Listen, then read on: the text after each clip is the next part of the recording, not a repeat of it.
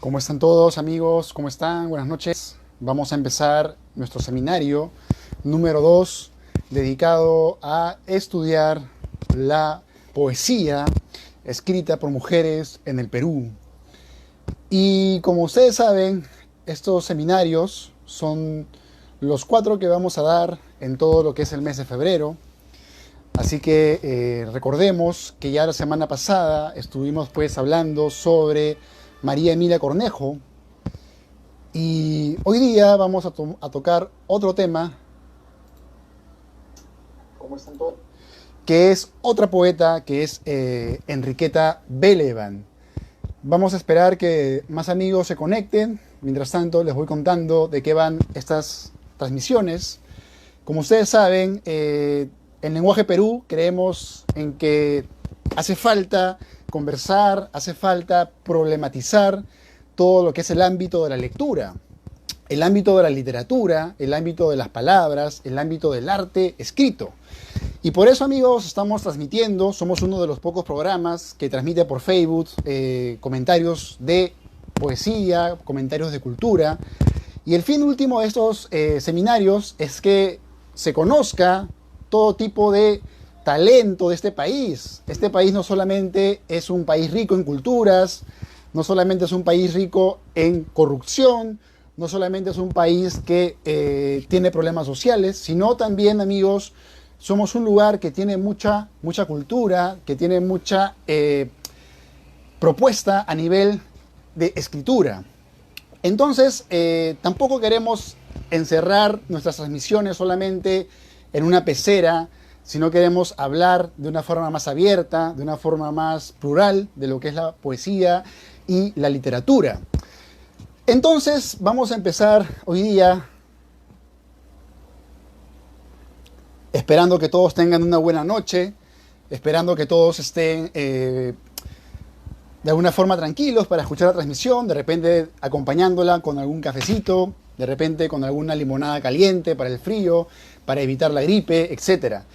Entonces, amigos, para el día de hoy tenemos un programa muy interesante, ya que vamos a hablar de una poeta que seguro ustedes conocen solamente por palabras, solamente de oídas, pero vamos a tratar de entrar a su poética. Ella es una poeta que pertenece a una generación de muchos talentos, de muchos poetas emblemáticos para nuestra propia tradición, para la propia poesía peruana. Ella, como les vengo diciendo, ella es Enriqueta Belevan. Y vamos a empezar entonces este seminario hablando de su poesía y leyendo sus versos y comentando para que ustedes tengan una idea de primera mano sobre esos temas. Como saben, yo soy Julio Barco, transmito acá desde Lima, soy el director de esta web. Y el fin, como les digo, es hablar, es discutir, reflexionar y leer literatura y sobre todo poesía.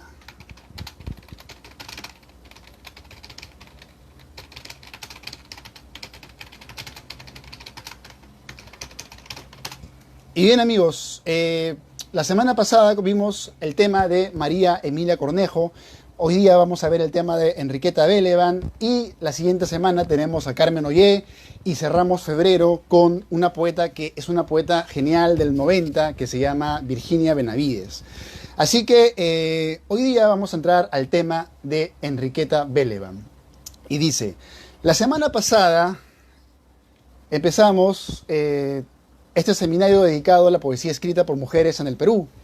Ojo que no pensamos que nuestra poesía se esquematice y limite solo dentro de un aparato. Al contrario, creemos que todas fluyen en la misma tradición de la poesía escrita en español y es contemporánea de otras literaturas de distintas lenguas. En ese sentido, al brindar estos seminarios, buscamos reflexionar sobre toda la poética interna con el fin de elaborar un observatorio del devenir de la poesía como un río en el que participa la pluralidad, la historia, la vida, el tiempo y la singularidad de usar el lenguaje.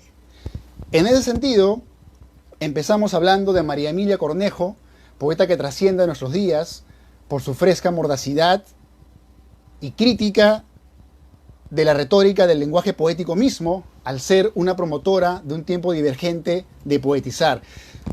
¿Qué quiere decir esta primera parte, amigos? Ustedes recuerdan que la poesía de María Emilia Cornejo era una poesía donde ella se afirmaba desde un lenguaje irreverente, un lenguaje que al expresarse a sí mismo mostraba la realidad de muchas féminas de este país, de muchas mujeres que tal vez viven este tipo de violencia. Entonces, eso con María Emilia Cornejo. Se dice que los versos de su primer y único poemario fueron trabajos realizados previamente en los talleres de San Marcos que brindaba Marco Martos y compañía. Lo cierto es que se puede arreglar, editar, cambiar, mutar cuando ya existe una voz previa, y pensar que se pueda crear una voz de la nada es un acto bastante mezquino. ¿Esto qué quiere decir? Que hay una leyenda sobre María Emilia Cornejo que dice que su poesía en realidad fue producto de una creación de otros poetas que encontraron sus poemas y lo armaron. Y lo que yo planteo, lo que yo me cuestiono, es que no se puede crear un estilo de la nada. O sea, si tú vas a armar con retazos un poema, es porque esos retazos de alguna forma tienen un estilo, tienen una mirada. Me dejo entender. Es como lo que pasaba, por ejemplo, con el escritor Raymond Carver, ¿no? Ustedes saben que Raymond Carver es un eximio cuentista norteamericano y él escribía sus cuentos, pero había un editor que les quitaba un montón de partes. Y de tal manera que el estilo de Carver, que es un estilo minimalista, era consecuencia también de su editor. Con esto quiero decir que los que dicen que María Emilia Cornejo solamente es una creación de un taller se equivocan, porque María Emilia Cornejo tenía voz propia y si juntaron esas partes no hicieron más que unir y condensarlas. Continúo. Aunque la poética de Cornejo no haya sido editada en vida, era ya una voz diferente y única, voz que nadie puede arteramente crear ni armar de la nada, ¿no? Lo que digo. Dicho esto, dijimos que Cornejo fue una poeta clase mediera, universitaria, política, que transgredió la poética peruana gracias a su discurso del cuerpo. Sí, es a través de su arc poetic que Cornejo nos permite ver su sensibilidad, una voz punk y desarraigada que no teme mostrarse con la naturalidad de su desnudez. Hoy veremos a otra poeta, una de la misma generación, aunque más bien ensombrecida y descuidadamente estudiada. ¿A qué me refiero con que la poeta de hoy, amigos, que es Enriqueta Belevan, se encuentra ensombrecida y descuidadamente estudiada? Me refiero a que simplemente no se hace demasiado hincapié en esta poeta, se la tiene olvidada. Si esta poeta, que es Enriqueta Belevan, no la recordamos ahora, ustedes se ponen a pensar cuántas poetas talentosas no leemos porque no hay una difusión real o no hay estudios que nos permitan orientarnos en el gran bosque que es la literatura. Entonces recordemos que, como dije la semana pasada, no se trata de aquí de separar poesía por géneros, pero sí de hacer hincapié en el olvido que recae sobre el estudio de unos y otros. Ojo, amigos, que sería interesante que los que estudiamos la literatura nos fijemos primero en lo que se está produciendo en la actualidad, es decir, que miremos nuestra contemporaneidad y estudiemos ello, porque ya se han hecho muchos estudios de otros poetas de allá del pasado, ¿no? Se han hecho miles de estudios sobre Vallejo, se han hecho muchos estudios sobre Martín Adán, se han hecho muchos estudios sobre Guren, etcétera, o Blanca Varela, pero hace falta que se estudie la poesía más reciente de los últimos por lo menos 50 o 40 años. Entonces, hay un trabajo ahí. Y dicho esto, escuchemos la poética de Enriqueta Belevan. El poema que les voy a leer ahora se llama Para encontrarte en una plaza de Lima. Y dice así.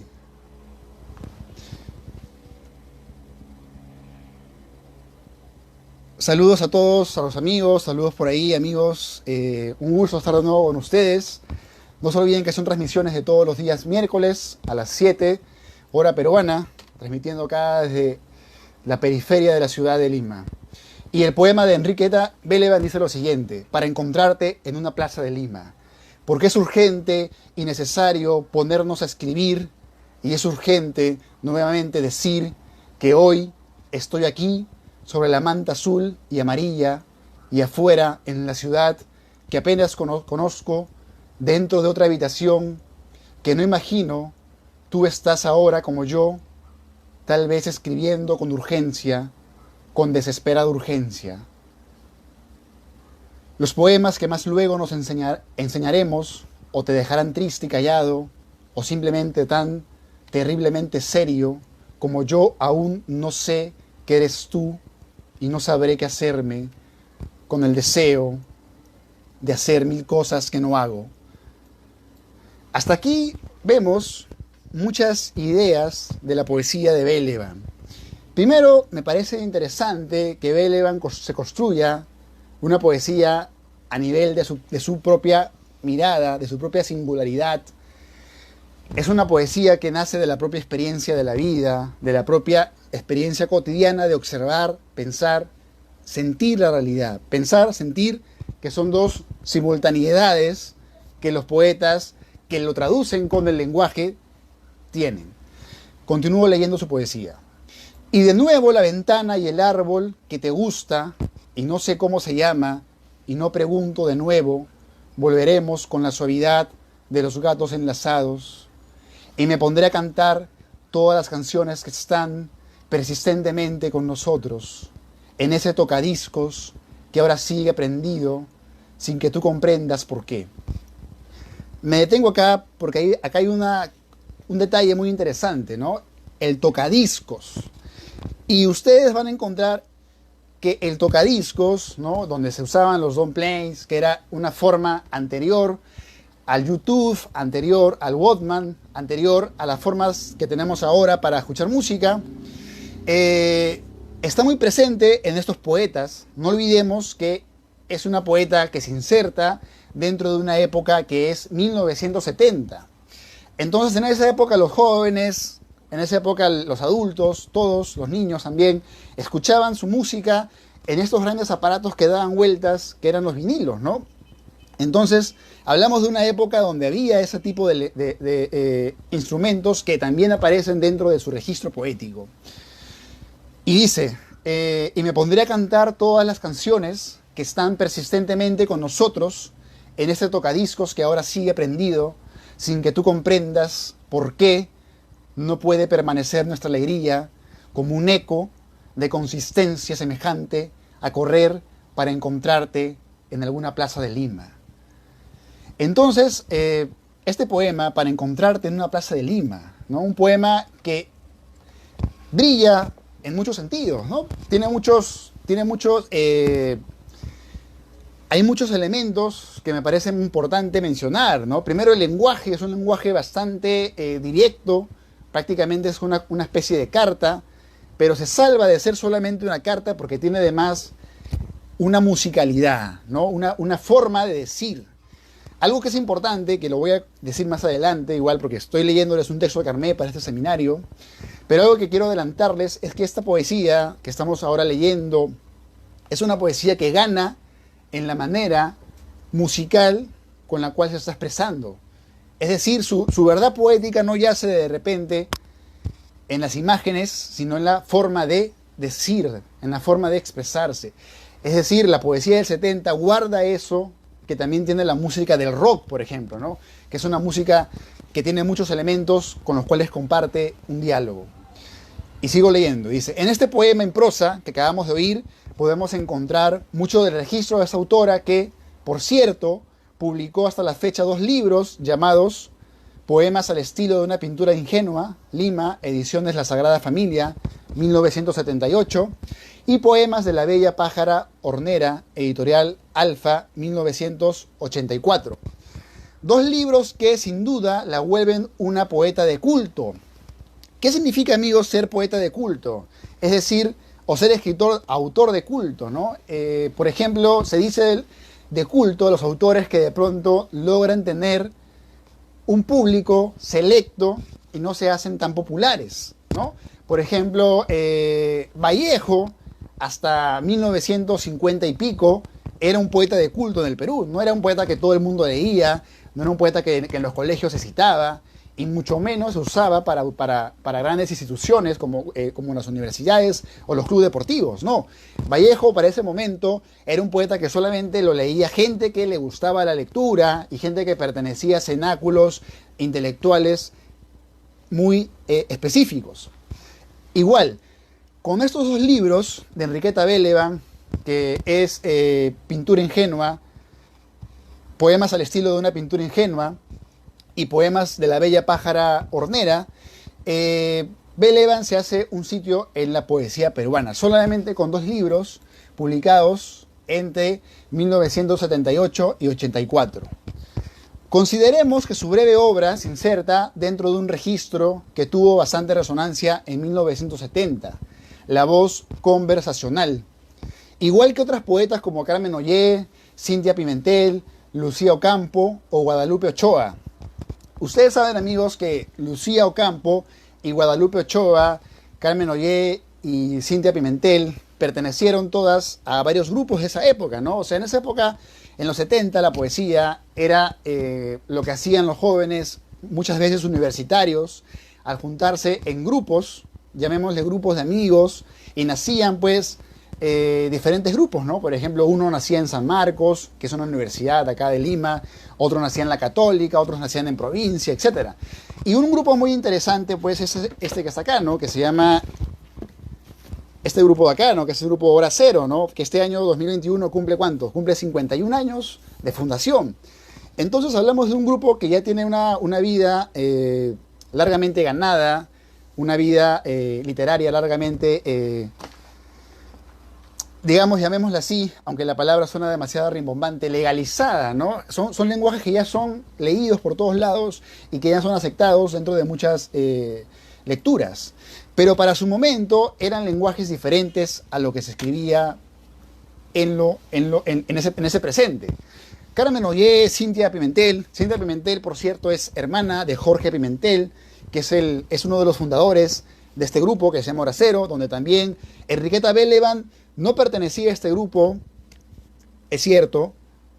Sin embargo, era amiga de ellos, era amiga de conversación, de bohemia, de tomarse un café, de charlar. Es decir, participaba en los encuentros que se organizaban, ¿no? En las calles de Lima, porque eran poetas que a veces abandonaban un poco el claustro universitario para ponerse a caminar, observar y hablar mucho de literatura, ¿no? La literatura como un quehacer social, que se conversa, que de pronto se va conversando y se va haciendo más, de una forma más público. Entonces, sentimos que la voz de... por cierto, tanto Lucía Ocampo como Guadalupe Ochoa pertenecen a un grupo que es el infrarrealismo, ¿no? Y el infrarrealismo fue una especie de Hora Cero, pero en México.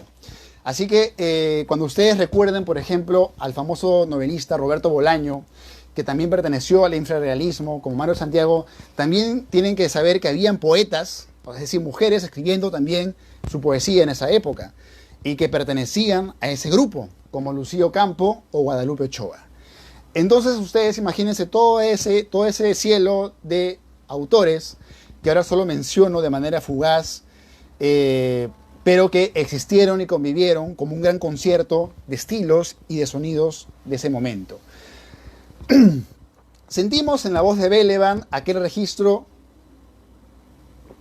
de hablar desde la experiencia cotidiana, desde el ser interno, y mostrarla de modo ágil y certero. Temática que los Hora Cero levantan como caballo de Troya, aunque toda una generación, influenciada por un movimiento cósmico de ideales, afronta. Es decir, por ejemplo, Tulio Mora, ustedes saben que Tulio Mora lleva ya, creo, más o menos 2 años de fallecer. Tulio Mora dice en este libro, a manera de prólogo, dice lo siguiente sobre Belevan, ¿no? O sea, a pesar de que Belevan no pertenece a este grupo, la antologan y además la estudian.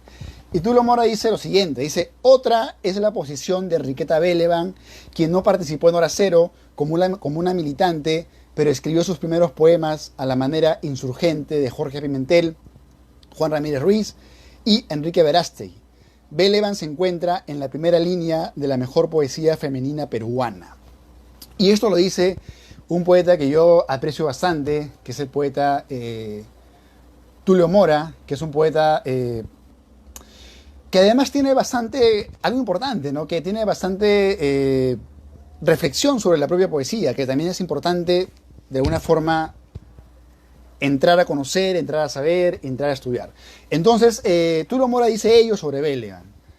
Y sigamos. Es una poesía que busca entonces la retórica del gozo y de la simpleza. Leo un verso de Belevan. Dice, el sonido de la piel abre mis ojos. El recuerdo es la piel que cubre tus mejillas. La sonrisa de la piel es un sonido.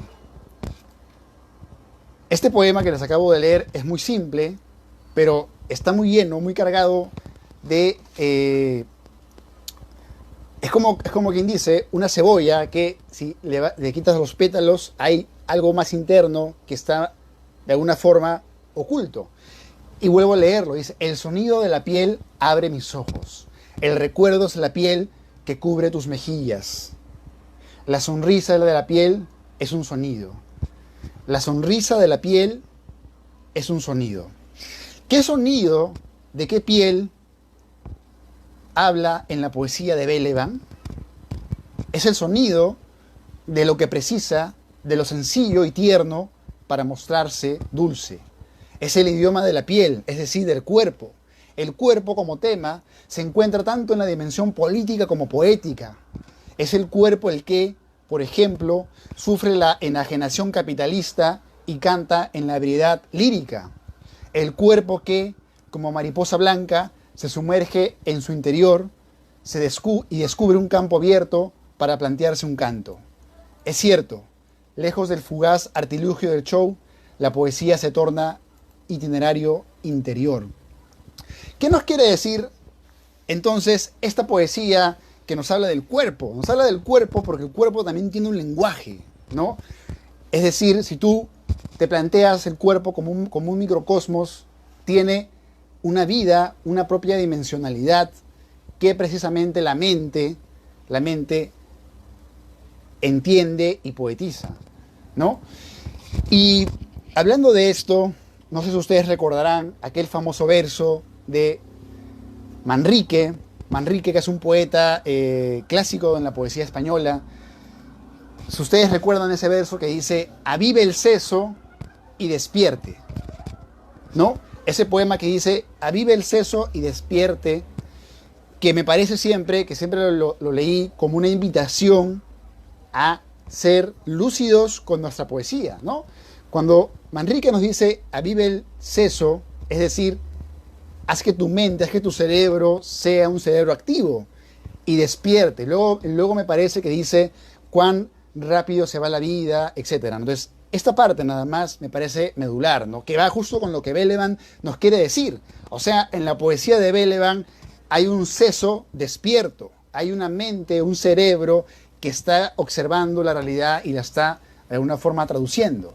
Aquí, continúo leyendo, aquí en el sonido de la piel vemos que se logra también la magia, o eso que la poeta llama abre mis ojos. Se canta lo que el cuerpo siente, se siente lo que la poesía emana. Poética y cuerpo se introducen a un légamo de nitidez.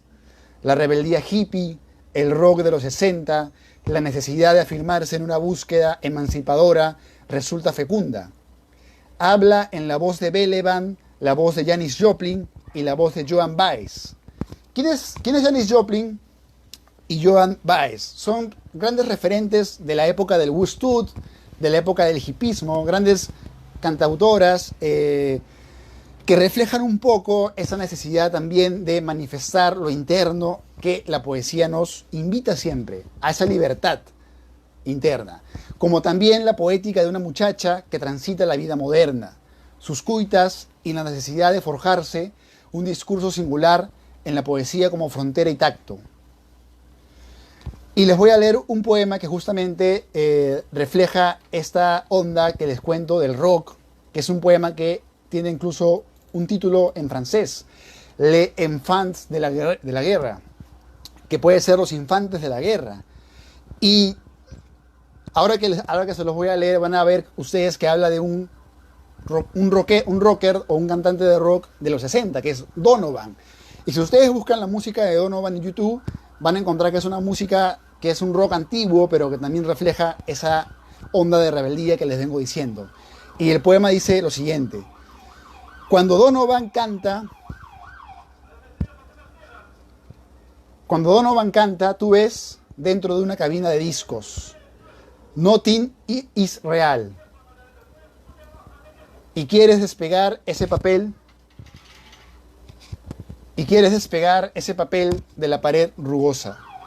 Y compruebas que al sacar el papel sacas un pedazo de pared o Little Boy in Corduroy, muchachito en corduroy. Ya no te permite ver nada y tu cara está empapada de lágrimas, tus ojos no paran y te apoyas contra la puerta. Y en Bruselas, afuera, el viento corre con pedacitos de hielo. Y tu boca se corta, se endurece para pedir el periódico y esa revista que habla de Angela Davis. Bueno, hasta aquí este poema tiene muchos elementos que nos presenta pues una poesía que parece una película de la Nouvelle Vague de Truffaut, donde vemos personajes que de alguna forma están pues buscando con referentes musicales un estado de rebeldía. Y sigo leyendo. Sigues la línea del tranvía 32 y llegas a la calle de la Bourset, la Supercount Supermarket, donde es fácil tirarse el chocolate y un poco menos fácil comerse una fruta, porque esta fruta es grande, bien desarrollada y tú eres pequeña y ya te dijeron, tú es tres petitet. Y existen en la Bourse cafés humeantes y pasas por los pórticos, las entradas con toldos de los cafés. ¿No? Entonces, esta parte del poema que dice, y pasas por los pórticos, las entradas con toldos de los cafés, o sea, son escenas donde primero la poeta está en un lugar donde venden discos, está observando los discos, sale a caminar por París, ¿no? Y esta parte, me detengo acá porque esta parte me resulta muy vallejiana, ¿no? Ustedes recuerdan a Vallejo en los poemas humanos, cuando Vallejo dice, me gusta la vida, sí, pero con mi café en París, ¿no? Algo así. Entonces hay algo parecido, hay un guiño vallejiano de estar en París y el café que es muy parte también de esa bohemia o de ese estado digamos, lirismo, ¿no? Y pasas por los pórticos, las entradas con los toldos de los cafés y por unos segundos sientes el calor de las lámparas que cuelgan, como extraños ojos de lechuza rozando tus cabellos. Y esta imagen es hermosa, ¿no? Porque es el pasar por una calle donde cuelgan lámparas como extraños ojos de lechuza, rozando tus cabellos, ¿no? Entonces, hay un acto de, como digo, tener el seso despierto para captar la realidad. Y la realidad es el propio recurso poético. Y sigo leyendo. Y van calentándote mientras tratas de sonreír, escuchando vagamente todavía l'enfance de la guerre, y aún no te vence la certidumbre del término del día, porque para ti en Bruselas el día termina a las 5 de la tarde, con el último correo, pero también puede comenzar si hay alguna carta y vas al café de tu calle, la calle Le Beaut, y los viejos abrigados como tú no saben aún abrigarte. No se sorprenden y estás allí, y las cartas de tu mamá, los niños de tu hermana, y el té está hirviendo, y de nuevo todo es agua, mientras cierras bien los ojos, y afuera la calle permanece callada. Le Beaut a las 7 queda casi vacía, dicen que por el frío. Y regresas y pasas por la tienda de antigüedades, que es tu mundo con muñecas rotas de trapos descoloridos. Fíjense ustedes la forma tan detallista de mostrarnos su paisaje. Dice, y regresas y pasas por la tienda de antigüedades, ¿no? Que es tu mundo con muñecas rotas de trapos descoloridos. Imagínense ustedes esa escena, ¿no? Que es casi un cuadro, que es una poesía muy plástica incluso. Y sonrisas vagas y la tienda de revistas de ahora en francés. Y de nuevo la calle te recuerda que Rosalind está tocando el concierto de Handel y vas a enseñarle tus cartas. Y ella saldrá en la noche a comer con sus amigos ingleses en Bruselas a la hora en que vas dejando lentamente que el calor venga con las 3 mantas. Y por hoy no leeré nuevamente las cartas. Bueno, ahí termina este poema que es uno de los más largos que vamos a leer hoy día. Y bueno, ¿qué tal les sonó este poema? A mí me recuerda muchísimo, no sé si ustedes tengan la misma sensación, pero a mí me recuerda la poesía de Belevan, les confieso que me recuerda mucho a la poesía de Verástegui. Y es curioso porque Enriqueta Belevan y Enrique Verástegui fueron en una época fueron pareja, estuvieron incluso creo que viviendo juntos. Así que me parece que hay ahí una influencia, tal vez, como dice la propia ciencia, ¿no? Cuando los átomos se juntan de alguna forma, a donde vayan, igual van a seguir conectados, ¿no? Según la cuántica. Entonces, según una influencia poética, parece que hay una fusión de esas poéticas. Yo leyéndoles este poema de Belevan, recuerdo un poco también a Verástegui y esa onda de escribir desde la piel, desde tu realidad, desde lo que observas, desde tu experiencia. Entonces,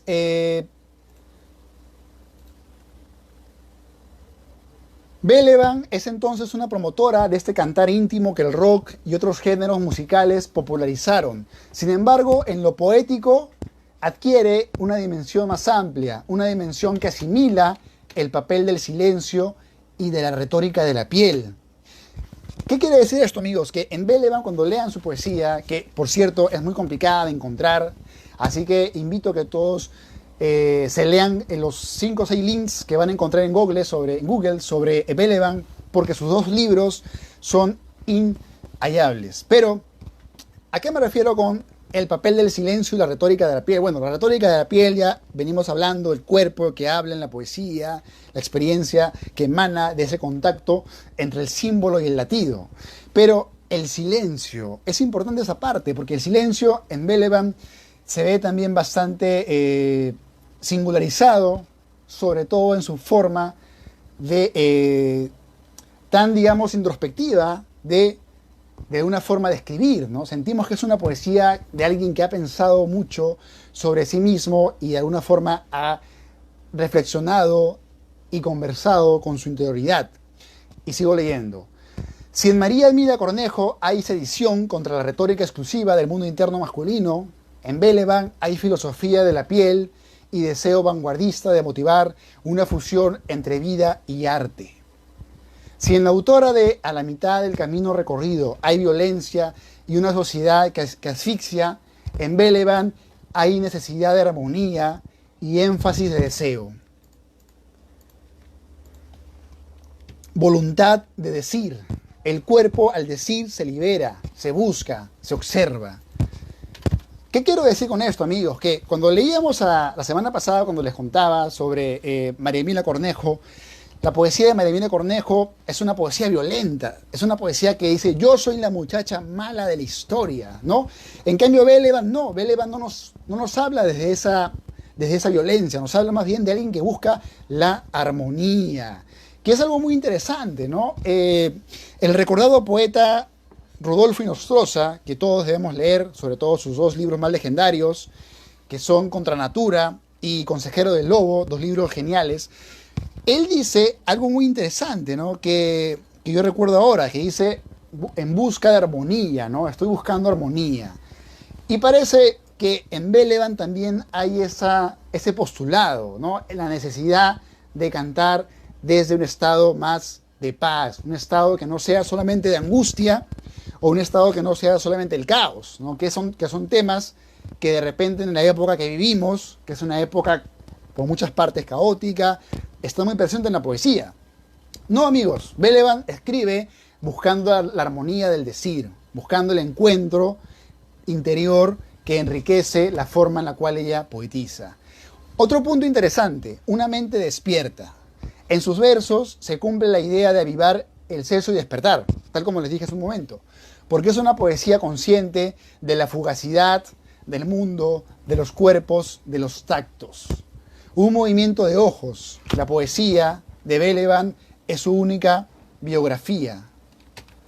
Este punto es muy importante porque cuando yo estuve buscando para darles este seminario, si ustedes buscan sobre la vida de Belevan, no hay nada sobre ella. Lo único que tenemos sobre ella son sus poemas. Entonces, ¿qué sabemos de su vida? ¿Alguien se detuvo a preguntarse sobre su curioso peregrinaje? Apenas si somos conscientes de alguno de sus romances. Y se acabó la historia. En su poética se afirma la sentencia de Octavio Paz. La poesía es su única biografía, ¿no? Es decir, Belevan existe en nuestra poesía no porque tenga una biografía interesante, sino porque tiene una poesía que tiene un valor. Y eso es muy, muy importante, ¿no? Porque a veces los poetas están más empeñados en vivir de una forma y no escribir, cuando en realidad la poesía es el lenguaje. Obviamente, también la vida, la experiencia que lleva ese lenguaje, pero si no traduce su experiencia de una forma poética en un libro, simplemente se vuelve algo gaseoso, ¿no? Entonces la poesía tiene que solidificarse. Sí, y les leo el siguiente poema de Belevan, y dice: cuando el verano dora tus manos, en marzo sabes que vienen los días más hermosos. Te abrazas a las noches y a las tardes, y las mañanas son celestes y puedes, sin desnudarte, amanecer dormida. Marzo de cielo rojo y cuello cerrado, abriéndose con una presión leve al sueño, de la dicha, la noche del encuentro, último, el abrazo de brazos celestes en tu cuello, y tus ojos detrás de los anteojos parpadeando, señalando del regreso el angosto camino de mis pasos. Y sigo leyendo, amigos. Si para el poeta Charles Bukowski, cuando el espíritu se desvanece, aparece la forma. Hermosa frase, ¿no? Cuando el espíritu se desvanece, aparece la forma. Es decir, cuando no existe la esencia, se vuelve artificial el canto. Es justamente Belevan una poeta de esencia, una poeta que espiritualiza su mundo interno. Esta armonía con el mundo termina tornando su poesía en una suerte de música extraña para la propia retórica social, donde la sociedad banaliza los lenguajes, llevándolos al humor simple o a la ironía. Belevan arriesga entender puentes. Usa el lenguaje para decir, no para explorar el propio lenguaje. Es decir, cuando leamos la poesía de Belevan, vamos a encontrar no una poeta que se pregunta por el lenguaje y si el lenguaje es capaz de decir algo, porque ese tema de preguntarse por el lenguaje es un tema muy metapoético que muchos poetas de todos los idiomas ya empiezan pues a explorar, ¿no? En Belevan no hay eso, amigos. En Belevan hay simplemente el decir sin cuestionar el propio decir, lo cual parece un trabalenguas, pero es simplemente que Belevan cree en su forma de expresión, cree y es sincero y consecuente con esa forma de expresión. Es decir, usa el lenguaje para decir, no para explorar el propio lenguaje. Hay una forma entonces perfectamente musical en su tono, hazaña que comparte con las mejores voces de los 70s, que nos recuerdan que la vida misma puede ser el canto con el que uno surce la música de su arte. Y bueno, lo que les acabo de leer es un texto que escribí sobre Enriqueta Belevan, que es la segunda poeta que estamos hoy día conversando, compartiendo, que estamos acá explorando, con el fin de, pues como les digo, de amplificar más las teorías, las ideas que tenemos sobre la poesía escrita en este país y en el continente. Entonces, vamos a terminar este seminario. Como les digo, Belevan, sería interesante que los editores que de repente me escuchan, los jóvenes poetas o las jóvenes escritoras de cualquier parte de Hispanoamérica que me escuchan, se pongan pues a investigar sobre la tradición escrita por mujeres en esos países, en nuestros países. Y de repente incluso invito a que ustedes también busquen esta poesía y que de repente sería hasta genial que puedan volver a imprimirla, porque es una desgracia para los que amamos la poesía que no podamos leer su poesía ahora. ¿Dónde podemos encontrar su poesía si no la editamos de una forma directa, de una forma legible para estos tiempos? Entonces necesitamos que los editores abran la vista y observen todas estas joyas que están perdidas y que deben ser más exploradas. Es cierto también, amigos, que como dice por ahí, la poesía, la literatura es una universidad desconocida, ¿no? ¿Qué quiere decir esto? Que de alguna forma tú vas a la universidad y de pronto tienes todos los cursos, tienes todo tu sílabo y tienes todos tus temas. En cambio, con la propia poesía, con la literatura, tú mismo te haces tu universidad, tú mismo te formas, tú mismo encuentras los poetas que te van a dar tu propia dirección en tu escritura y en tu propia forma de pensar. Entonces, la poesía es una universidad desconocida, es una universidad que hay que explorar. Y una forma de explorarla es leyéndola, compartiéndola y pensándola. Entonces, amigos, vamos a cerrar esta sesión de los seminarios que venimos brindando. Ya saben ustedes que este espacio, Lenguaje Perú, es uno de los pocos espacios actuales que busca hablar de literatura, hablar de poesía, transmitir el arte poético. Y yo estoy contento porque ya llevo dando más de 40 seminarios. Venimos desde octubre, imparables, todas las semanas dándoles lo mejor que sabemos, que es, por una parte, nuestra pasión y por otra parte, los pocos conocimientos que hemos ido absorbiendo, ¿no? Así que quiero cerrar mi seminario de hoy dedicado a la poeta Enriqueta Belevan, invitándoles a todos ustedes a que busquen su poesía, a que la compartan en sus muros y que más gente conozca su importancia. Saludo a todos los amigos que están por ahí escuchando esta transmisión.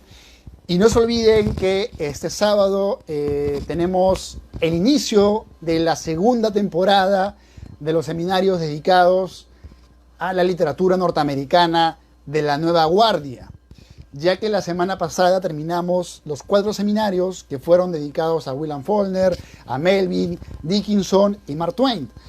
Entonces, esta semana empezamos los nuevos seminarios que, si mal no recuerdo, van a ser dedicados a Philip Roth, a Salinger, a David Foster Wallace y a otro escritor que ahorita me olvido, pero que pueden buscar en nuestras páginas. Así que, amigos, eso es todo por hoy. Nos vemos en la siguiente transmisión. Yo soy Julio Barco. Si quieren saber más de mis ideas, más de mi literatura o de lo que venimos haciendo, no dejen de buscarme por las redes sociales o también por YouTube. Pueden poner seminarios Julio Barco o también en Google pueden poner mi nombre y van a encontrar páginas, van a encontrar entrevistas y van a encontrar muchas cosas más que pueden seguir leyendo. Conmigo será hasta una siguiente oportunidad. Tengan una buena noche.